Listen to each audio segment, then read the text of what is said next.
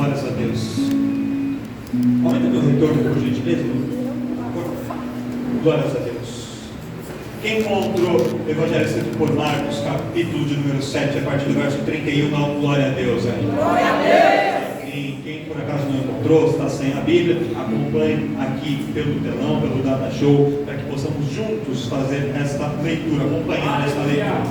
O título diz assim, a cura de um surdo e um gago em Decápolis, ou de Decápolis. Verso 31. E ele, tornando a sair dos territórios de Tiro e de Sidom, foi até o mar da Galileia, pelos confins de Decápolis. E trouxeram-lhe um surdo que falava dificilmente, e rogaram-lhe que lhe impusesse as mãos sobre ele.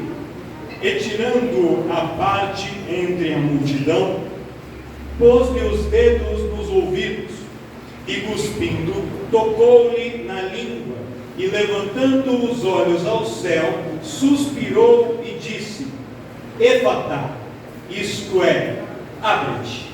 E logo se lhe abriram os ouvidos, e a prisão da língua se desfez, e falava perfeitamente. E ordenou-lhes que a ninguém o dissessem, mas quanto mais lhe proibia, tanto mais o divulgavam, e admirando-se sobremaneira diziam: tudo faz bem, faz ouvir os surdos e falar os mudos. Olhos fechados, põe a mão aí no seu coração. Vamos orar, pedindo para que Deus fale conosco através desta palavra em nome de Jesus. Senhor meu Deus e meu eterno Pai, em nome do Senhor Jesus Cristo, nós te glorificamos, Pai, pela vida de cada irmão e cada irmã que o Senhor trouxe até este lugar nesta noite. Cada um, Pai, dos teus servos, das tuas servas, que se reúnem aqui neste templo, neste lugar, nesta noite, para ouvir o Senhor falar, para poderem com cânticos de louvor. Eles já ofertaram, eles já cantaram, e agora, Pai, querem ouvir o Senhor falar com eles através da tua palavra.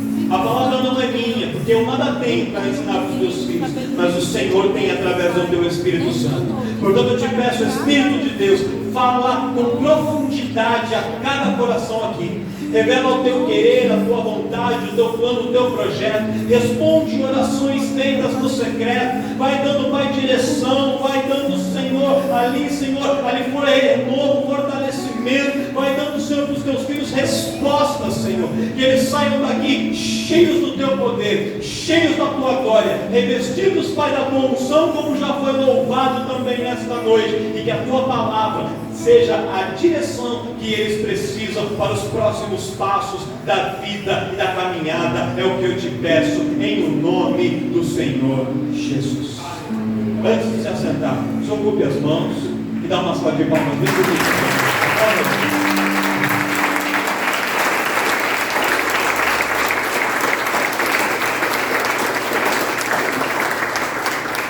Todos estão assentando em nome de Jesus.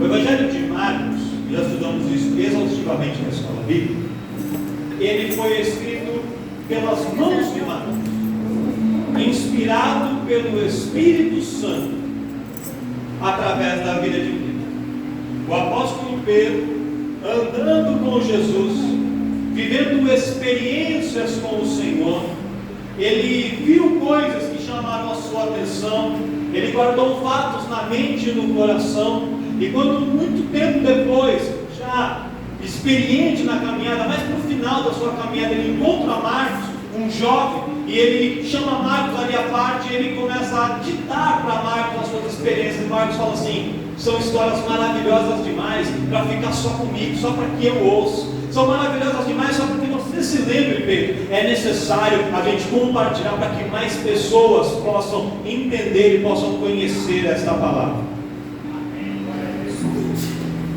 E Marcos começa então a escrever, e ele vai redigindo muitas histórias. E muitas das histórias que nós encontramos no Evangelho narrado por Marcos, você vai encontrar também em outros evangelhos. O Evangelho escrito por Lucas, o Evangelho escrito por Mateus, o Evangelho escrito por João. Mas algumas histórias são exclusivas, são inéditas, só Marcos narra. E esta é uma dessas histórias. Você só encontra este milagre de cura aqui narrado no Evangelho segundo escreveu São Marcos. Só que este milagre de cura, ele não é uma das curas mais famosas. Todo mundo conhece a história da mulher do fluxo de sangue, todo mundo conhece a ressurreição de Lázaro, todo mundo conhece alguns dos grandes milagres de Jesus, e este milagre, ele parece de segunda, terceira prateleira de importância. As pessoas não dão a este milagre um valor tão grande assim. Ele parece um milagre relativamente simples. Jesus curou pessoas com enfermidades mais graves, e então ele parece não é tão importante. Mas nesta narrativa, quando você começa a ler a palavra e se aprofundar na palavra, você descobre mistérios preciosos da palavra de Deus para você.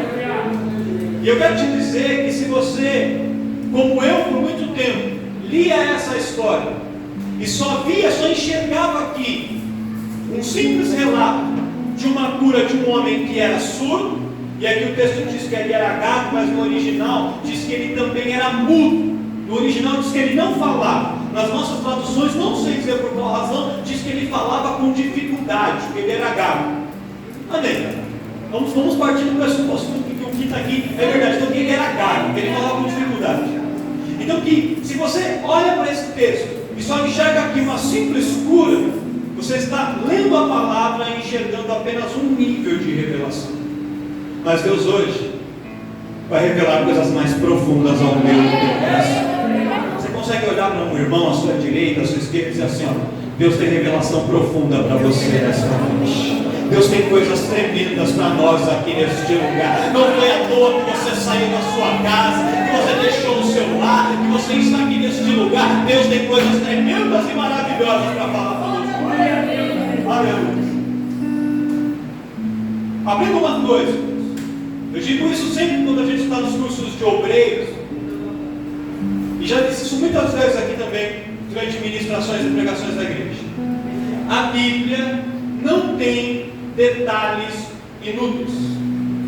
Na maior parte das vezes, as narrativas bíblicas, elas são muito objetivas e trazem poucos detalhes. Quando o escritor do texto bíblico, ele se preocupa em trazer detalhes, é porque esses detalhes são importantes, eles são relevantes. E neste texto aqui, quando Marcos está escrevendo, ele diz assim, logo no verso 31, que Jesus, ele outra vez, ele sai das regiões de Tiro e de Sidom, e ele, entrando no mar da Galileia, ele vai em direção a Decápolis. Marcos não precisava ter narrado de onde Jesus vinha, de onde ele estava e para onde ele estava indo. Se ele faz essa descrição, é porque essa informação é importante. Aleluia! No primeiro olhar, parece só uma descrição geográfica. Só para a gente entender, Jesus estava aqui, saiu para lá, viajou, mas aqui, Deus tem algo mais profundo do que isso para falar. Essa descrição da trajetória de Jesus é uma representação, é uma analogia com a descrição da nossa caminhada cristã. Esta viagem de Jesus aqui nesse texto, ela representa a minha e a sua caminhada. Veja, Marcos começa dizendo que Jesus estava primeiramente em Tiro, e depois de Tiro ele vai para Sidom, e depois de Sidom ele vai para Decápolis. E essas três cidades, elas têm uma representação interessante para nós, porque em Tiro Jesus realiza um milagre muito interessante. Todos nós conhecemos a história da mulher Sirofenícia, uma mulher que vai atrás de Jesus em busca de uma cura para a sua filha, que estava miseravelmente endemoniada. Aí ela chega, Jesus chega em Tiro, Jesus está andando na cidade, ninguém leva aquela mulher até Jesus, ela vai procurar Jesus, ela começa a dizer assim: Jesus, olha que a minha filha está endemoniada, Jesus, socorre a minha filha, Jesus, liberta a minha filha, Jesus, faz um milagre na minha família. E quando ela grita, ela clama, ela chama Jesus, Jesus continua andando e não lhe responde nada. A Bíblia diz que Jesus não lhe diz palavra nenhuma. E aí a mulher então continua gritando e continua falando assim: Jesus, tem misericórdia de mim, Jesus, liberta a minha filha, Jesus, cura a minha filha. E ela começa a clamar atrás de Jesus. E aí muitas pessoas, interpretando equivocadamente o texto, dizem que os discípulos mandam a mulher se calar e parar de gritar, mas eles não falam isso. Os discípulos não se dirigem à mulher, os discípulos se dirigem a Jesus.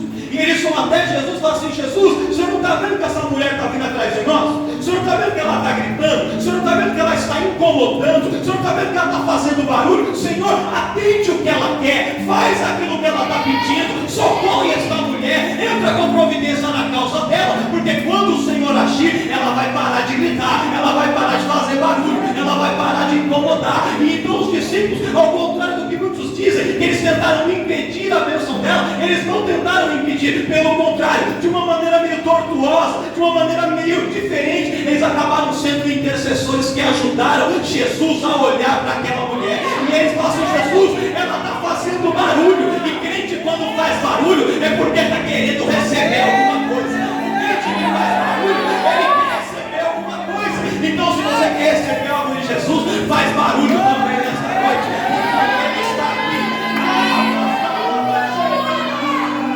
Ai pastor, mas eu já fiz barulho no louvor, eu já fiz barulho no cântico, Jesus não me respondeu palavra. Então continua fazendo barulho, porque quanto mais barulho você fizer, você vai atrair a Jesus.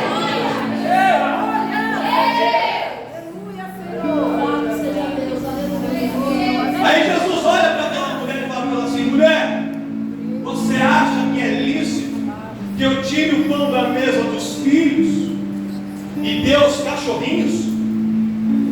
E a mulher não se ensoberbecendo, muito pelo contrário, sendo humilde, ela diz assim: Senhor, eu sei o meu lugar, eu sei a minha posição no cenário da religião. Eu entendo que os filhos de Israel, os descendentes de Jacó, eles são a primeira prateleira, eles são os escolhidos, eles são os privilegiados. Eu sei que eu sou apenas uma cirofenícia. Este lugar hoje é onde é o Líbano, tá? Pra vocês terem uma ideia. Então, eu sei que eu sou uma terra vizinha, e que o meu povo é inimigo do povo de Deus, e que por causa disso eu não tenho privilégio nenhum, eu não tenho direito de pedir, eu não tenho direito de exigir nada. Mas eu não estou pedindo porque eu tenho direito, eu estou falando pela sua misericórdia a meu favor. Não é porque eu sou bom, não é porque eu mereço, não é porque eu sou melhor, não é porque eu sou privilegiado, mas é porque eu sei que tu és um Deus cheio de poder e de misericórdia, e se a sua misericórdia me alcançar, eu vou receber o meu milagre. Eu sei, Senhor, que eu sou como apenas um cachorrinho, mas até os cachorrinhos comem das migalhas que caem da mesa dos seus filhos. Eu não preciso do banquete todo, eu só preciso de uma migalha do seu poder. Eu não preciso de grandes coisas. O que a minha causa, o meu problema, para mim ele é grande, mas para o Senhor ele é só uma migalha. E basta uma palavra, basta um gesto, basta um olhar, e o Senhor pode resolver a minha causa. E aí Jesus fala para aquela mulher assim: mulher, grande é a sua, seja feito para contigo como tu desejas. E a filha da mulher fica liberta, o milagre chega na vida dela, e ela fica feliz. Isso aconteceu quando Jesus estava em Tiro.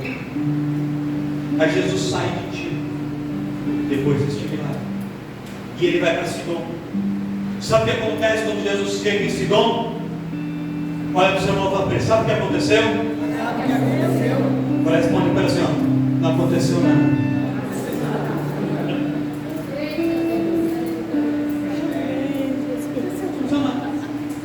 Só que Tiro, vocês entenderam, Israel está aqui, Tiro está aqui, Sidom está aqui. Para chegar em Israel, Sidom está mais perto de Tiro. Quando eu estou em Tiro, eu estou mais longe do lugar da bênção. Quando eu estou em Sidom, eu estou mais perto do lugar da bênção. Quando eu saio de Tiro e eu vou para Sidom, eu estou me aproximando da minha vitória. Aos olhos humanos não está acontecendo nada, mas quem conhece o mundo espiritual saiba que eu estou em movimento, que Deus está se movendo, que Ele está me tirando de longe e me aproximando da minha vitória.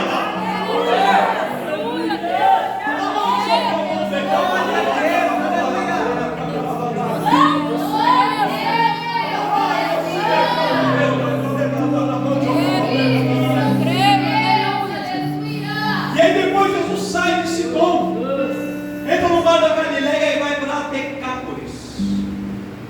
E em Decápolis acontece essa história que nós vimos. E tem uma outra história antes dela. Porque é interessante que Decápolis, para quem não sabe, são cidades gregas. E Deca significa 10. E Polis significa cidade. Então Decápolis são 10 cidades. Decápolis não é uma cidade. Decápolis é como se fosse uma província formada por 10 cidades. E uma destas cidades da região de Decápolis é uma cidade conhecida pelo nome de Gadara. Em Gadara, Jesus já havia ido antes. E em Gadara, quando Jesus foi antes deste episódio, ele realiza um grande milagre. Qual foi o milagre? Havia um moço lá em Gadara que ele estava endemoniado. Ele tinha legião de demônios, mais de 6.000 demônios no menino. E ele não podia ser contido por ninguém. Prendiam ele com correntes, ele arrebentava as correntes. Colocava ele dentro da prisão, ele arrebentava as paredes, tudo. O moço era imparável. E todo mundo tinha medo dele. Ele causava muitos prejuízos na cidade por causa do seu comportamento. Quando Jesus chega em Gadara, ele vai até lá especificamente para libertar esse moço. E quando Jesus chega lá, ele expulsa os demônios do moço. Todos conhecem a história. Os demônios falam assim: Jesus, deixa a gente entrar dentro desses porcos. Jesus fala: pode entrar. Aí os demônios entram tudo dentro dos porcos, e os porcos ficam endemoniados, saem correndo, tudo se jogando no precipício. Como aquela cidade de Gadara vivia basicamente da criação, abate e venda de porcos, quando os demônios saem do moço e entram nos porcos, e os porcos caem no precipício, os criadores de porcos da cidade, ali eles tiveram um grande prejuízo financeiro.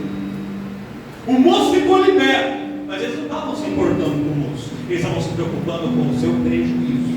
E aí eles olham para Jesus e falam: Jesus, vai embora da nossa cidade. A gente não quer mais o Senhor aqui, porque aqui o Senhor nos causou grandes prejuízos. E Jesus vai embora. Só que quando Jesus vai embora, o moço que ele libertou fala assim: Jesus, deixa eu ir contigo, deixa eu te acompanhar. Jesus fala assim: não, em Jerusalém, lá na Galileia, lá na Judéia, tem muita gente anunciando a palavra. Eu tenho 12 discípulos aqui, tem mais 70, mais 500 e tantos estão anunciando. Só que aqui em Gadara não tem ninguém. Você quer ser um pregador de Gadara? Então fique aqui, e aqui no lugar onde você nasceu, na sua cidade, onde as pessoas valorizam mais porcos do que gente, pregue esta palavra, fale do que Jesus fez, conte o seu testemunho, conte a sua história, diga quem você era e diga quem você é depois que Jesus te encontrou e o que ele fez na tua vida. E aquele moço fica em Gadara e ele começa a pregar em Gadara, e aquele moço vai pregando, pregando, pregando, e a pregação daquele moço sai dos termos de Gadara e se espalha pelas outras cidades de Decápolis. E nas outras cidades de Decápolis o povo começa a ouvir falar do nome de Jesus. Vai entender, estou só na introdução ainda da mensagem. Estou só preparando, você vai entender. Jesus sai de Tiro, aonde ele curou a filha da mulher, libertou. Aí ele vai para Sidom. Em Sidom não acontece Ele entra no mar da Galileia, atravessa o mar da Galileia e vai para Decápolis. Quando ele chega em Decápolis, ao invés de expulsarem Jesus das cidades, as pessoas recebem Jesus muito bem. Por quê? Porque a pregação do moço que havia sido liberta preparou o terreno para o agir de Deus. O testemunho daquele moço preparou o coração das pessoas para receber Jesus. Irmão, às vezes você olha para mim e fala assim: pastor, eu não sei pregar, eu não sei ministrar uma palavra, eu não sei. Se você não sabe pregar uma explicação expositiva da palavra, sabe que você pode pregar? Prega aquilo que Jesus fez na tua vida, conta o seu testemunho, conta aquilo que ele tem feito, aquilo que ele tem operado, conta do casamento que ele restaurou, conta do filho que ele libertou, conta da enfermidade que ele curou, conta da porta que ele abriu, conta o seu testemunho, e o seu testemunho vai preparar o coração das pessoas para encontrar e receber Jesus. Quem tem testemunho aí para contar? Quem tem testemunho?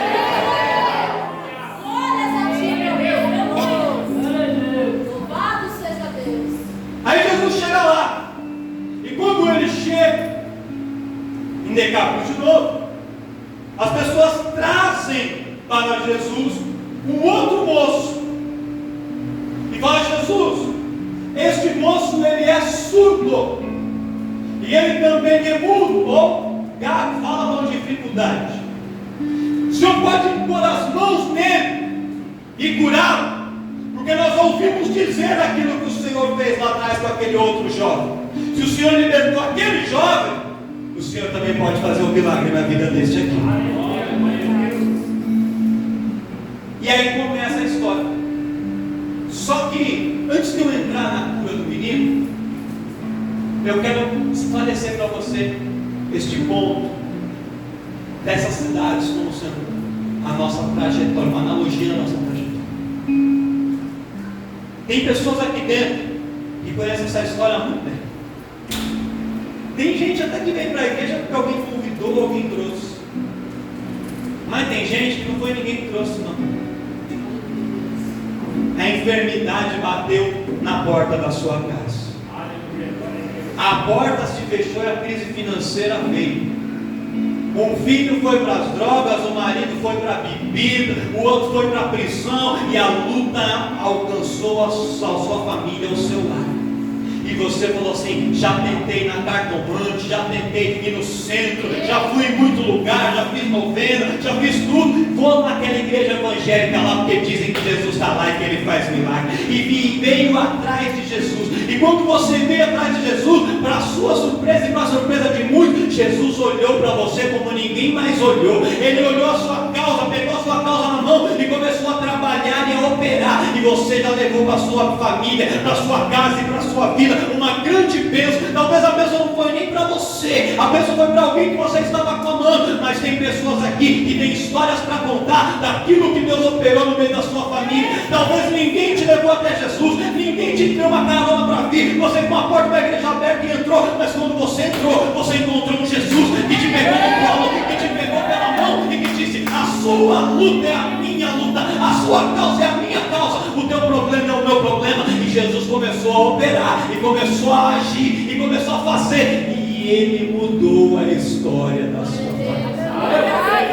Sabe qual é o primeiro estágio da nossa vida? É o estágio de tiro, em que a gente vai atrás de Jesus. Muitas vezes sem muito apoio de muitas pessoas. Depois até parece que um grupo apoia, mas no começo ninguém apoia muito não. A gente vai por iniciativa própria. A gente entende que a gente precisa de Deus. E a gente vai atrás, a gente vem atrás de Jesus, e Jesus começa a operar. E muitas vezes ele não começa operando em nós, ele começa operando no meio da nossa família. Quem já viu Deus operar no meio da sua família? Olha o que Deus faz com essa mulher de referência do Eduardo. A mulher recebeu uma bênção. Quem recebeu foi a sua. Aleluia. Sua família. Glória a Deus. Esse é o primeiro estágio. A gente vai atrás de Jesus com uma bênção para a nossa família. E Jesus opera. Aí você fala: Jesus operou ali, vai começar a acontecer uma chuva de bênção na minha vida. E aí passa um bom tempo e não acontece. Segundo estágio, Sidom. Estágio é que você entra no culto, sai do culto, vem para o ensaio, volta do ensaio, vem para a aula de música, volta à aula de música, vem para a escola bíblica, sai da escola bíblica, sobe no monte, desce no monte, ora, faz campanha, jejua e parece que não está acontecendo, mas Deus está te movimentando em direção. Parece que não está acontecendo nada. No mundo material não está acontecendo nada, mas no mundo espiritual você já saiu de Tiro e já está em Sidom, está na fronteira, está pertinho. Olha para o seu irmão e fala assim para ele: aguenta mais um pouquinho, a vitória está chegando. Você está mais perto da vitória, está mais perto da conquista, está mais perto da bênção, está mais perto daquilo que Deus vai entregar na tua vida.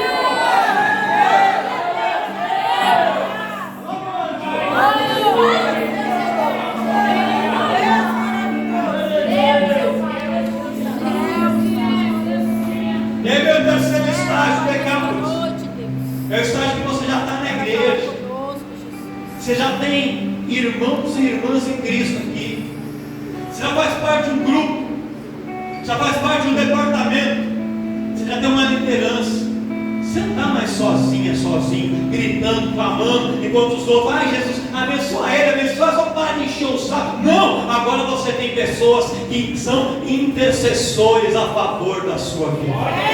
Agora você tem pessoas que falam assim: o seu problema é o meu problema. Glória a Deus. A sua luta é a minha luta. A sua causa é a minha causa. E nós estamos juntos. Quando você chorar, eu vou chorar junto. Mas quando você comemorar, me chama para o churrasco, porque a gente vai celebrar e vai festejar, porque a tua vitória também é a minha. Que estágio é esse?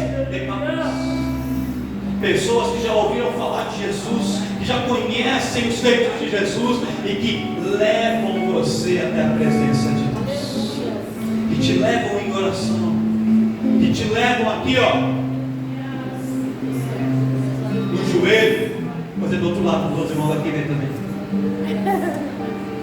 Glória a Deus. Meu Deus. Glória a Deus.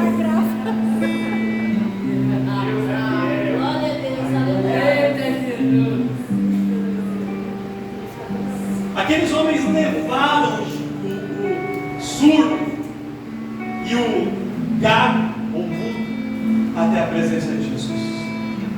Por quê? Porque ele sozinho talvez não conseguisse. Louve a Deus pelas pessoas que te levam para perto de Deus. Tem muita gente que se cerca de pessoas que te levam para o bar, que te levam para a praia, que te levam para o parque, que te levam para a balada. Mas louve ao Senhor por aqueles que te levam para perto de Deus. Relacionamento bom é aquele quando seus amigos te levam mais para perto de Deus. Que é namorada do namorado, que é noivo, esposa, esposa, te leva para perto de Deus. Eles chegam para Jesus, e agora eu entro na mensagem. Ele falou assim: Jesus, esse homem, ele é surdo, e ele fala com dificuldade. Então, toca nele, impõe as mãos sobre ele, e faz um milagre na vida dele. A primeira parte eles fizeram certo, levar o homem até a presença de Deus. Mas a segunda parte eles erraram. Por quê? Porque eles quiseram determinar para Jesus como que Jesus tinha que agir, o que Jesus tinha que fazer. Olha, põe as mãos sobre ele para que ele seja curado. Quem determina a maneira que vai agir é Deus. Não faz como você quer nem como eu quero, não faz na hora que você quer nem na hora que eu quero, não faz do jeito ou da maneira que a gente quer. Ele faz do jeito dele, na hora dele, na forma dele, porque ele ainda é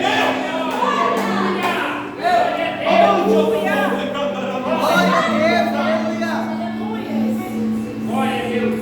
Tem gente querendo ensinar Deus como tem que fazer, só para fazer assim, só vai por ali. Deixa Deus fazer como Ele quer, na hora que Ele quer, do jeito que Ele quer, porque o agir é dele. Quando eles intercedem por aquele moço, a favor daquele moço para Jesus, Eles esperavam que Jesus fosse fazer um milagre na vida do moço, assim como ele fizera, libertando o endemoniado em Gadara, que foi na frente de todo mundo. Mas nesse caso aqui, Jesus fez diferente. Aleluia. Jesus pega o moço e leva ele em apartado, para longe da multidão. E ali Jesus deu um particular com ele. Glória a Deus.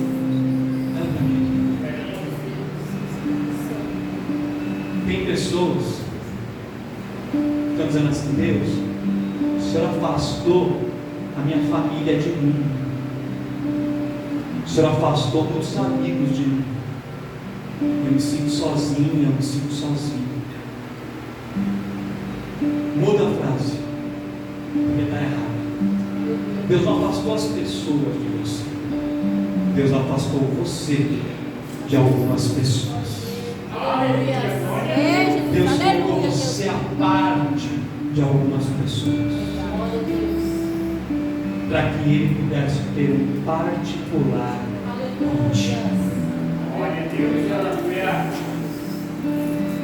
Deus quer fazer algo na minha vida e na sua vida, que Ele não quer ter um monte de gente do lado, olhando, observando, dando pitaco, dizendo se está certo, se está errado, se é bom, se é ruim. Ele leva a gente afastado no particular e Ele opera. E quando Ele termina o operar e você voltar, vai dizer: mas não era mudo, mas não era surdo, mas não era cego, mas não estava desempregado, mas não estava solteiro, mas não estava nessa situação. Você vai olhar e dizer assim: Deus entrou na minha vida, Ele operou e hoje eu sou um milagre vivo da parte de Deus. E vou te perguntar assim: mas aí, irmão, me conta como foi que aconteceu. E vou te perguntar: irmão, conta como foi que aconteceu. Sabe qual vai ser a sua resposta? O como aconteceu, a forma que aconteceu é particular entre eu e o Senhor. O que importa para você é ver que antes eu era e hoje eu não sou mais, porque o Senhor fez um milagre na minha vida.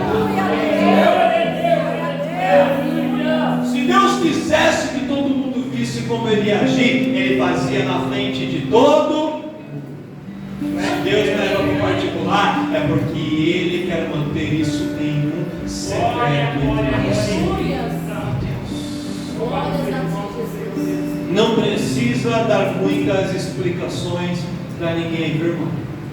Quem tem fé, só de ver o milagre já vai entender o que Deus fez e vai glorificar. E quem não tem fé, não vai entender você explicar. Ele vai ter que vir para poder viver também e experimentar. E aí ele vai entender o que é milagre de Deus, porque milagre não se explica. Milagre se vive na sua própria vida.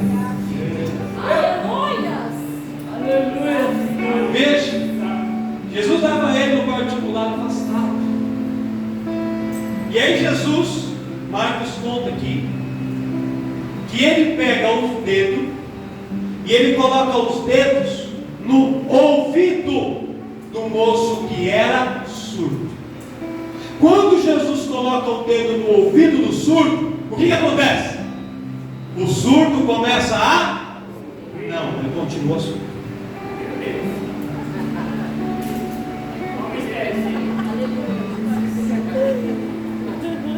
Peguei isso.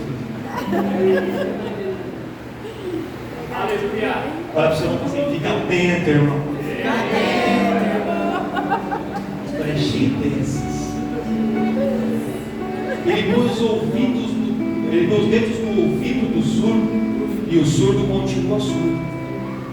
Aí ele coça, aí o seu dedo judeu, que ele coça na própria mão e com os dedos ele pega a saliva dele e coloca na língua daquele que era mudo ou gago, que falava com dificuldade.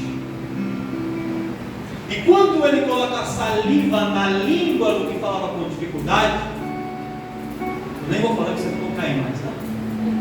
Ele continua falando com dificuldade. Ou mudo. Não acontece.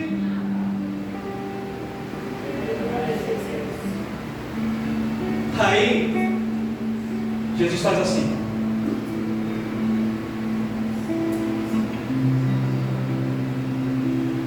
olha para o céu. O texto diz aqui, volta aqui para mim, por gentileza, irmão Richard, no verso de número 34. Ou 34, olha só. E levantando os olhos aos olhos ao céu, ele suspirou e disse: Efatá, que significa abra-te. E aí o verso seguinte diz: e logo se lhes abriram os, e ele começou e a sua língua que estava presa, tem uma prisão também na sua língua, se desfaz, sabe aquela prisão? E ele começa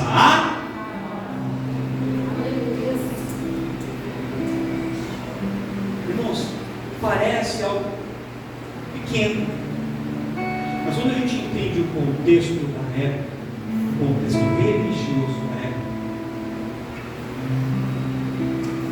não havia naquele tempo nada de inclusão e diversidade. Então uma pessoa que tinha uma deficiência já era excluído por si só. Só que não estou falando aqui de trabalhar, de casar, de vida social. Quando você olha para a religião, tá? No costume judaico, o judeu não ora em silêncio, ele ora em voz alta, ele ora falando. E eles têm orações, o Shema Israel, por exemplo, que eles fazem todos os dias. Todos os dias. Eles repetem esta oração. Então, se a pessoa tinha que usar a boca para orar, e não só para orar, mas também tinha que usar os lábios e a boca para louvar. E Isaías diz assim, que nós somos o povo que Deus formou para si, para que desse louvor ao nome dele. Em outras palavras, nós somos criados com um propósito. Qual o propósito? Louvar o nome do Senhor. Então, se alguém não podia louvar o nome do Senhor, essa pessoa não valia. Se você foi criado para servir a um propósito e você não consegue servir esse propósito, você não serve para nada. A Bíblia diz que a fé, ela vem pelo e ouvir a palavra de Deus. Se você não pode ouvir, então logo você é uma pessoa que não tem. Aos olhos da religião daquela época, esse moço surdo e mudo, ou falando com dificuldade, ele era uma pessoa que podia até entrar dentro de uma igreja, mas ele não tinha fé e ele não servia para. Era assim que ele era visto. Era um caso perdido. Quando Jesus entra na vida daquele moço e começa a trabalhar para mudar a história dele, é mais do que simplesmente uma cura, é devolver a ele a oportunidade de viver uma vida digna de novo. Só que quando Jesus chama ele à parte, coloca as mãos nos seus dedos dos seus ouvidos, cospe e passa saliva de Jesus na língua do moço, e nada acontece naquele momento, a concretização do milagre vem na sequência.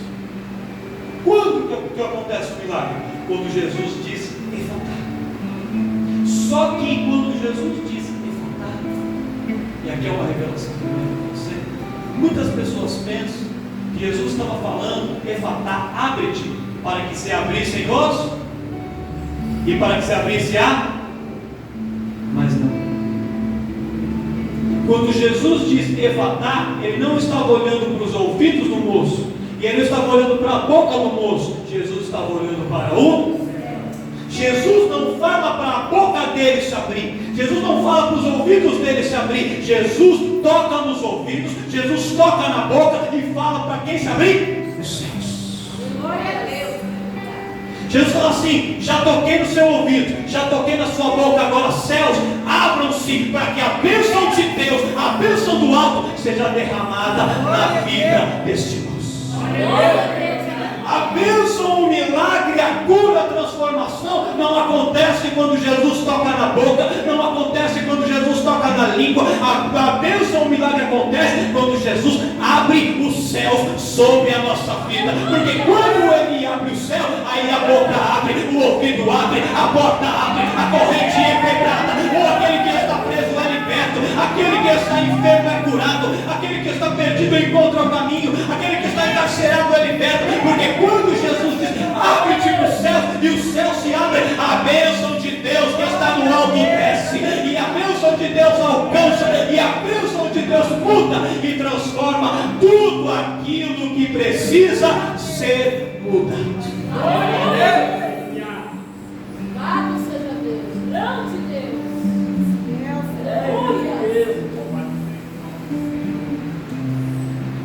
Hoje é noite de Efatá aqui neste lugar. Deus quer abrir os céus aqui diante desta igreja neste lugar.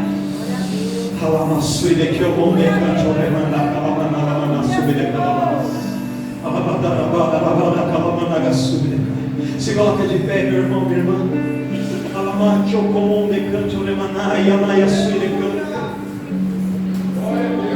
Sabe qual é o nosso problema? Quando a gente chega diante da luta, a gente olha o tamanho do gigante, mas a gente tem que orar para o Deus que a gente serve. Não é à toa que Davi diz assim: eleva os meus olhos para os, ou nas traduções, eleva os meus olhos para o alto, porque é lá do alto que vem o nosso socorro. Sabe por que a porta ainda não abriu? Porque você está olhando para a porta dizendo, Efatá, abre-te. Mas não é a porta que é o seu problema, não é sobre a porta, é sobre os céus que têm que estar abertos diante de você. Sabe que a libertação ainda não chegou? Sabe que a cura ainda não chegou? Sabe que o ministério ainda não deslanchou? Sabe por que a vida sentimental ainda não andou? Sabe por que não aconteceu? Porque você está olhando para o problema, para a situação, dizendo, sai da frente, muda, abre-te. Mas Deus manda dizer assim, olha para o alto e dá ordem para o céu. É do céu que você tem que determinar, porque a tua palavra, ela move o mundo espiritual. E quando você determina para os céus, para o milagre acontecer, aí você vai ver que a bênção vai vir do alto e vai transformar o que precisa ser transformado aqui embaixo. Você acredita nisso? Então vamos louvar ao Senhor nessa noite. Aleluia. Baixe os irmãos, amém? Posso só colocar? Vamos lá,